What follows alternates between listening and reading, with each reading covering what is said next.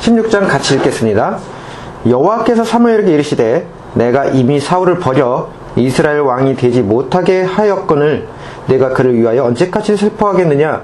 너는 뿔에 기름을 채워 가지고 가라.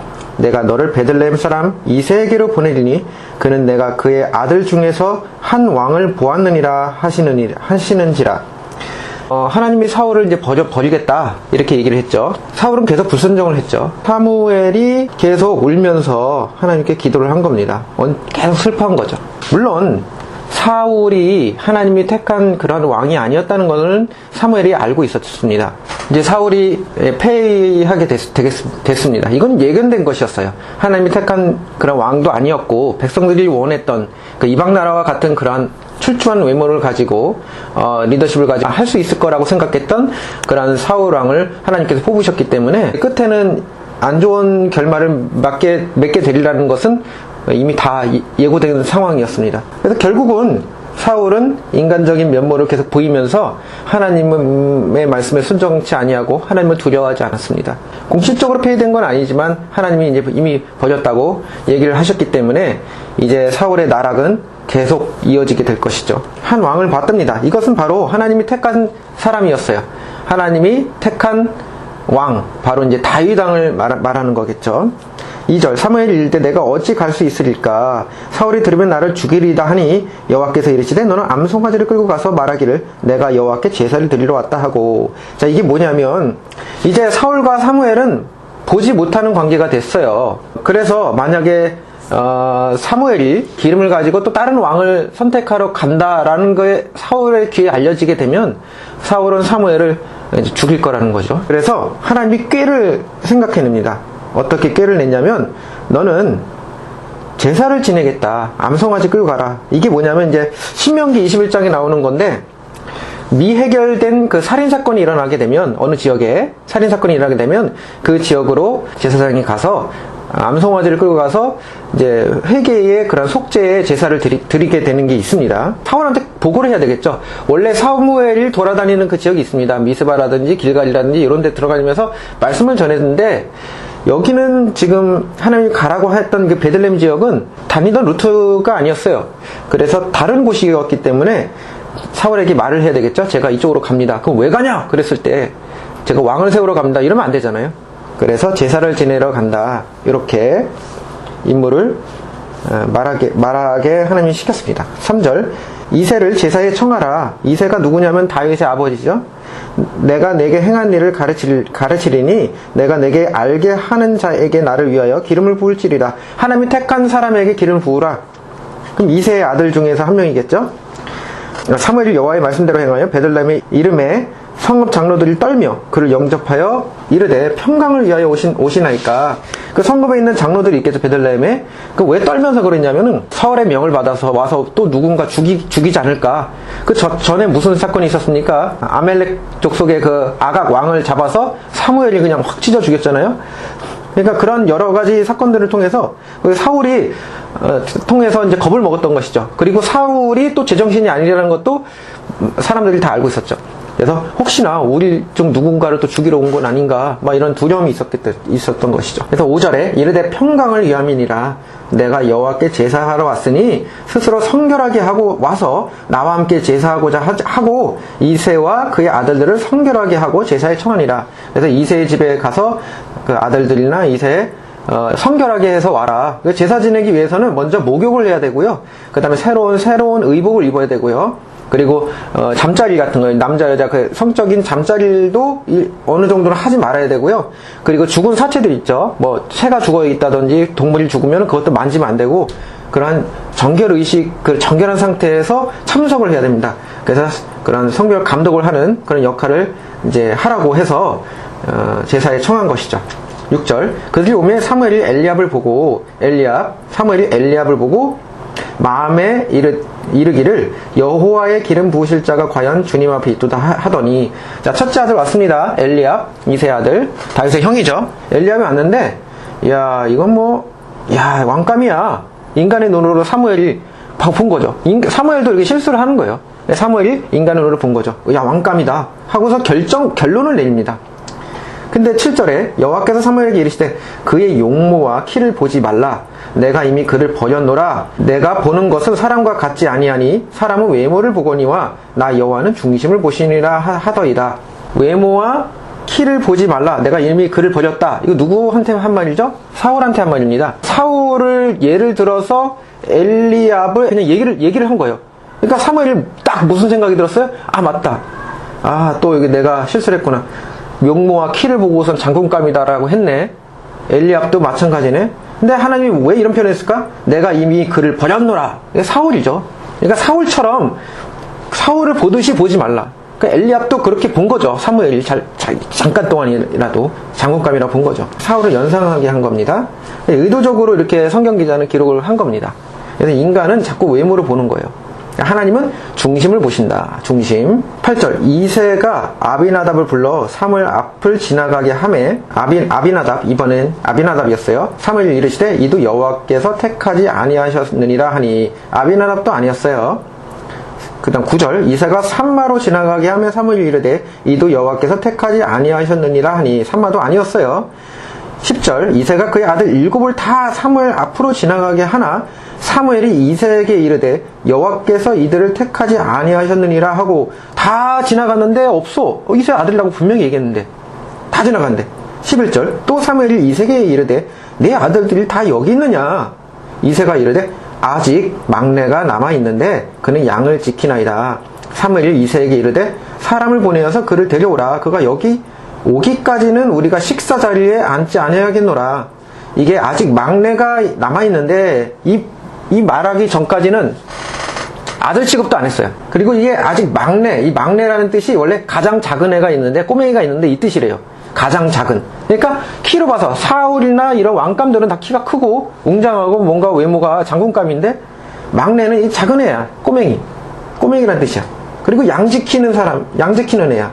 그러니까 거의 뭐 취급을 안 한 거죠. 왕 취급을. 막내를 데려오기 전까지, 꼬맹이를 키가 작은 애를 데려오기 전까지는 우리가 제사 그 음식을 먹지 않겠다. 우리가 이게 진행하지 않겠다. 빨리 데려와라. 이 얘기예요. 11절 이에 사람을 보내어 그를 데려오매 그의 빛이 붉고 눈이 빛나고 얼굴이 아름답더라. 꽃미남처럼 이렇게 아름답더라. 뭐 이런 얘기겠죠. 여호와께서 이르시되 그가 일어나 기름을 부으라 하시는지라. 이제 하나님이 얘한테 기름을 부으라는 얘기예요.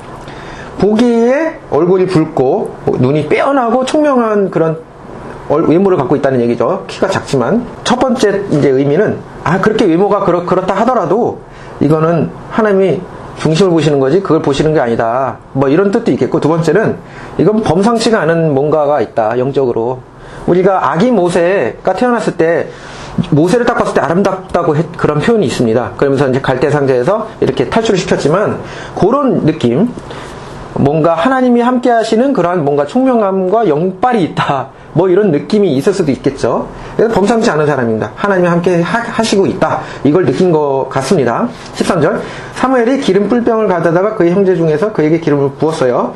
이날 이후로 다윗이 여호와의 영에 크게 감동이 됐습니다. 여호와의 영. 사울은 하나님의 영이 감동했죠. 이건 하나님의 영도 마찬가지로 여호와의 영과 같은 동급이지만은 표현을 좀 달리했던 이유는 하나님의 영이라는 것은 약간 그 발람 그 사건과 연관했다고 제가 말씀을 드렸죠. 그 다음에 여기서는 여호와의 영이 크게 감동했습니다. 그래서 하나님에게 사로잡힌 이제 그런 왕감이 되었던 것이죠. 그래서 사무엘이 떠나서 라마로 돌아갑니다. 이제 사무엘이 라마로 돌아갔습니다. 여호와의 영이 14절 여호와의 영이 사울을 떠나고 여호와께서 부리시는 악령이 그를 번뇌하게 한지라. 이제 사울에게서 하나님이 떠나셨습니다. 떠나시니까 그 빈자리에 악신이 들어온 거죠. 자, 여기서 말하는 악령이라는 것은 하나님이 부리는 신이에요. 하나님 부리시는 영이고요. 왜 악령이 들어갔을까? 이거는 바로 심판입니다. 하나님의 진노의 징벌입니다. 징벌로서 들어온 것이죠. 그런데 솔직히 따져보면 우리 모든 인간은 하나님과 끊어진 상태에서 하나님의 영이 떠나고 성령이 떠나고 그 자리에 공중권세를 잡은 그런 악한 영들이 우리의 영혼과 우리의 모든 것을 지배함으로써 우리가 절대로 구원받을 수 없는, 하나님을 만날 수 없는 그 지경까지 이르게 된 것이죠. 사망에 이르게 된 겁니다. 우리의 모든 상태가 바로 사울과 같은 상태라는 것이죠. 그래서 특별하게 뭐 악령이 들어가서 뭐가 어떻게 됐느니 막 이렇게 크게 부각시킬 필요는 없습니다. 우리 모두가 진노의 자녀예요. 어쨌든 사울에게서 악령 때문에 막 감정의 기복이 심해지고 막 우울증이 걸리고 공황장애가 생기고 막 이런 상태가 벌어진 겁니다. 15절 사울의 신하들이 그에게 이르시되 보소서 하나님께서 부르시는 악령이 왕을 번뇌하게 한즉 16절 원하건대 우리 주께서는 당신 앞에서 모시는 신하들에게 명령하여 수금 그러니까 하프를 잘 타는 사람을 구하게 하소서. 하나님께서 부르시는 악령이 왕에게 이를 때에 그가 손으로 타면 왕이 나으리다 하는지라. 벌써 이 신하들이나 이런 사람들 알았어요. 하나님이 부르시는 악령 때문에 이렇게 된 거다. 진노받은 거다. 하프를 잘 타는 사람이 와서 음악을 하면 나을 것이다 라는 이제 이런 권고를 했습니다. 여기서 이제 우리가 깨달은 것은 다윗이 수금을 잘 탑니다. 그리고 용감하고요. 양치면서 뭐 곰 같은 애들이 나오면은 이제 물리치고 양을 지키고 이제 이러한 사람이었습니다. 여기서 알 수 있는 것은 이제 다윗이 왕궁으로 들어오게 되는 결정적인 사건이 바로 요겁니다. 악령 때문에 수금을 타는 사람이 필요하고, 그래서 수금을 타는 사람, 잘 타는 사람과 용맹한 사람이 다윗인데, 그 다윗이 이제 왕실로 들어와서 이제 훈련을 받고 크게 되는 사건이 벌어집니다. 이것은 마치 이제 구원 사역을 이루시는 하나님의 섭리라는 것이죠. 예전에 그 모세도 빼어난 용모, 완전 다윗처럼 그런 아름다운 용모를 갖고 있었죠. 그래서 탈출을 했지만 파라오의 공주로 인해서 왕궁에서 길러졌죠. 이런 것과 마찬가지입니다. 왕궁에서 파라오의 왕실에서 모세가 자라고 거기서 또 구원 사역이 일어났던 그런 사건과 매치가 되는 것입니다. 17절 사울이 신하에게 이르시되 나를 위하여 잘 타는 사람을 구하여다가 내게 데려오라. 18절 소년 중 한 사람이 대답해 이르되 내가 베들레헴 사람 이새의 아들을 본즉 수금을 탈 줄 알고 용기와 무용과 구변이 있는 준수한 자라. 여호와께서 그와 함께 계시더이다. 이제 다윗을 소개합니다. 하프도 잘 타고 무용도 잘하고 구변도 있고 그 다음에 준수하고 더군다나 여호와께서 함께하는 사람이기 때문에 하나님을 맨날 찬양하고 하나님을 신뢰하는 사람이었다는 얘기예요. 이게 중심 자체가 그게 다 알고 있었어. 친구들이. 우리 사울이 왕 됐을 때 어떠했어요? 불량부 애들이? 네가 무슨 왕감이야. 벌써 사울은 중심적으로 하나님을 신뢰하지 않았고요. 그리고 사무엘이 있었다는 것조차도 사무엘을 인지도 잘 못할 정도로 무지했어요. 그런 쪽에 사울은. 하지만 겉모습의 외면을 봤을 때는 장군감이었죠. 세상 사람들이 보기에는. 하지만 다윗은 그렇지 않았다는 얘기죠. 하나님이 함께 하신다는 것을 많은 사람들이 알고 있었어요. 19절 사울이 이에 전령들을 이새에게 보내 이르되 양치는 내 아들 다윗을 내게로 보내라 하매 20절 이새가 떡과 한 가죽 부대의 포도주와 염소 새끼를 나귀에다 싣고 그의 아들 다윗을 시켜 사울에게 보내니라. 자, 이렇게 해서 선물 같은 거 해가지고 다윗을 이제 보냈습니다. 21절 다윗이 사울에게 이르되 그 앞에 모셔서 험해 사울이 그를 크게 사랑하여 자기의 무기를 드는 자로 삼고. 다윗을 보자마자 첫눈에 반했어요. 그래서 무기 드는 자를 삼으신 거죠. 우리 요나단도 무기 드는 자와 함께 둘이서 블레셋을 공격했죠. 무기 드는 자는 아주 신뢰하는 사람입니다. 그래서 왕의 무기를 칼을 들고 다니는 거예요. 그래도 옆에 있어야 돼요. 경호원처럼 있어야 되는 거예요. 신뢰하는 사람이 되는 거예요. 만약에 신뢰하지 않은 사람이 있으면 왕의 칼을 들고서 왕을 죽이면 어떡합니까? 그러니까 아주 신뢰하는 사람으로 뽑은 거예요. 다윗을. 22절 또 사울이 이새의 사람에게 보내어 이르되 원하건대 다윗을 내 앞에 모셔서게 하라. 그가 내게 은총을 얻으리라 하니라. 23절 하나님께서 부르신 악령이 사울에게 이를 때에 다윗이 수금을 들고 와서 손으로 탄즉 사울이 상쾌하게 낳고 악령이 그에게서 떠나니라. 이거 하나님의 섭리입니다. 다윗이 수금을 타면 하나님의 영을 걷어가시는 거예요. 그렇게 해서 다윗을 사울의 왕실에서 키우시는 겁니다. 훈련을 시키는 겁니다. 자, 이게 바로 하나님의 섭리입니다. 우리는 여기 성경을 볼 때 하나님은 중심을 보신다. 여기에 너무 포커스를 맞춰버리면 인간적으로 해석할 수가 있습니다. 사람이 마음이 착하고 하나님을 잘 섬기는 사람을 하나님이 택하셔서 그 사람을 이렇게 쓰시는 거구나. 맞아요. 이게 틀린 말은 아닙니다. 하지만 우린 전체적으로 봐야 됩니다. 하나님은 왜 다윗을 뽑으셨을까요? 첫 번째, 당연히 마음이 중심이 하나님을 향해 있기 때문입니다. 당연히였죠. 그건 당연한 겁니다. 가인의 제사를 안 받고 아벨의 제사를 받으신 이유도 당연히 그 아벨의 제사뿐만 아니라 아벨을 먼저 받으신 거죠. 그의 삶을. 삶 자체가 중요하고요. 하나님을 항상 예배하는 사람도 중요하고. 다윗도 항상 이제 하나님을 예배하는, 하프를 치면서 예배하는 사람, 하나님을 노래하는 사람이었어요. 그리고 그의 생활 자체도 하나님이 함께 하신다는 그런 삶으로 보여준 것입니다. 그건 중요합니다. 더 중요한 것은 뭐냐? 인간의 눈으로 보잘것 없어 보이는 사람을 택하셔서 그 사람을 하나님께 순종하는 사람으로 말씀으로 하나님께 순종하는 사람으로 하나님께서 개간하시고 일으키시고 훈련시키시는 거예요. 그러면서 나중에 자기가 가지고 있다. 나는 장군감이고 나는 왕감이고 나는 지혜로운 사람이다라고 하는 그러한 사람들을 부끄럽게 만드는 것이 하나님의 지혜입니다. 아버지가 다윗을 취급도 안 했습니다. 하나님은 이미 다윗을 준비하고 계셨어요. 언제부터? 창세부터. 분명히 얘기했습니다. 하나님은 메시아가 유대 집안에서 태어날 것이다. 벌써 예고를 옛날부터 했습니다. 바로 거기서부터 다윗을 준비하신 거예요. 보잘것 없는 사람들에게 외면을 받는 다윗. 벌써 그때부터 하나님은 다윗을 찍어두셨습니다. 그래서 다윗은 하나님의 말씀대로 살 수 있게끔 하나님께서 터전을 마련해 주셨고요. 하나님이 계속 훈련을 시키신 겁니다. 어렸을 때부터 양치면서 모세를 훈련시키는 것처럼 그렇게 택하셔서 훈련을 시키신 것입니다. 그래서 우리들은 사울을 통해서 화가변에 복이 되는 역사를 우리는 또 배우게 되는 겁니다. 그걸 역사입니다. 우리는 역사를 잘 알아야 되겠죠. 그래서 사울을 통해서 우리가 안 되는구나. 하나님 택하신 사람, 그리고 나약한 사람을 택하셔서 지혜로운 사람들을 부끄럽게 하시는 그런 능력이 있구나. 역시 하나님이 하시는 거구나. 이런 모든 역사를 하나님이 주관하시는 거구나. 사울을 통해서도 분명히 하나님께서 다 승리하게 해주셨어요. 근데 우리 인간은 그걸 모르는구나. 알면서도 깨닫지 못하는구나. 자, 이런 것들을 보여주시는 것이죠. 하나님께 택감 받은 사람은 어떤 모습이 나올까요? 하나님의 말씀에 순종하고 하나님을 찬양하고 노래하며 또 하나님의 영에 사로잡혀서 용기가 있습니다. 우리가 사울이 처음에 겸손한 듯 하였으나 네가 뭐 왕감이야 라는 말도 들었으나 하나님의 영이 사로잡혀서 모든 그 이스라엘 백성을 모아서 전쟁에 승리한 역사가 있었잖아요. 그 각을 뜨고 이렇게 손 각을 뜨고 하는 거 다 하나님이 하신 역할이었어요. 우리 사울의 그걸 보면은. 하지만 사울은 중심에는 나가 중심이었어요. 하나님이 아니라. 그러면 하나님께 택함받은 하나님께서 원하시는 사람은요, 회개를 합니다. 그렇게 쓰러지고 넘어질 수 있어요. 하지만 회개를 합니다. 하지만 사울은 회개를 하지 않았죠. 다윗은 나중에 보면은 잘못을 범했을 때도 회개하고 하나님께 찬양하고 시를 짓고 이런 역할을 하게 되었죠.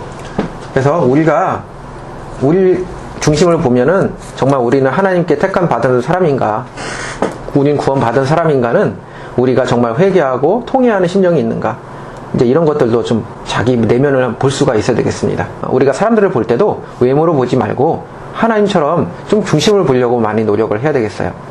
중심을 보고 정말 하나님을 사랑하는 사람인가, 하나님의 영에 사로잡힌 사람인가, 이런 것들을 보면서 사람을 우리도 대해야 되겠죠. 그래서 이번 16절은 다윗 왕이 이제 등장하는, 그리고 하나님은 중심을 보신다. 외모로 보지 않으신다. 그러나 그 중심조차도 하나님이 만드시는 것이에요. 하나님이 이미 예전부터 청세전부터 선택을 하셨고 계속 준비를 해오셨습니다. 모든 것은 다 하나님이 주관하시고 하나님이 만들어 가시는 거예요. 이제 다윗도 사울의 그 왕가에서 훈련을 받을 겁니다. 계속 훈련을 받으면서 진정한 왕으로 발돋움되는 사건이 일어날 것입니다.